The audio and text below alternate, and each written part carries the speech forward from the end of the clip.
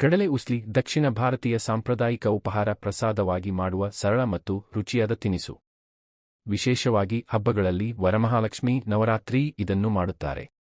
ಬೇಕಾಗುವ ಸಾಮಗ್ರಿಗಳು: ಕಡಲೆಕಾಳು 1 ಕಪ್, ತುರಿದ ತೆಂಗಿನಕಾಯಿ 2-3 ಟೇಬಲ್ ಸ್ಪೂನ್, ಸಾಸಿವೆ 1 ಟೀ ಸ್ಪೂನ್, ಉದ್ದಿನಬೇಳೆ 1 ಟೀ ಸ್ಪೂನ್, ಕರಿಬೇವು 6-8 ಎಲೆ, ಹಸಿಮೆಣಸಿನಕಾಯಿ 2, ಒಣಮೆಣಸಿನಕಾಯಿ 1-2, ಹಿಂಗು 1 ಚಿಟಿಕೆ, ಉಪ್ಪು ರುಚಿಗೆ ತಕ್ಕಷ್ಟು, ಎಣ್ಣೆ 1-2 ಟೇಬಲ್ ಸ್ಪೂನ್, ನಿಂಬೆ ರಸ 1 ಟೀ ಸ್ಪೂನ್.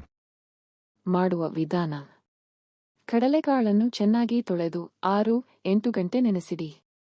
ನೆನೆಸಿದ ಕಡಲೆಯನ್ನು ಕುಕ್ಕರ್ನಲ್ಲಿ ಸಾಕಷ್ಟು ನೀರು ಹಾಕಿ 2-3 ವಿಶಿಲ್ ಬರುವವರೆಗೆ ಬೇಯಿಸಿ. ಕಡಲೆ ಮೃದುವಾಗಿರಬೇಕು. ಒಂದು ಕಡಾಯನ್ನು ಬಿಸಿ ಮಾಡಿ ಎಣ್ಣೆ ಹಾಕಿ, ಸಾಸಿವೆ ಹಾಕಿ ಚಿಟ್ಪಟಿಸಲು ಬಿಡಿ.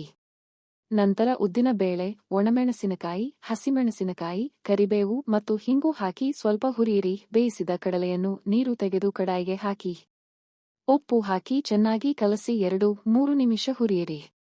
ತುರಿದ ತೆಂಗಿನಕಾಯಿ ಸೇರಿಸಿ ಕಲಸಿ. ಚಿಕ್ಕವಾಗಿ ನಿಂಬೆ ರಸ ಹಾಕಿ ಮಿಶ್ರಣ ಮಾಡಿ.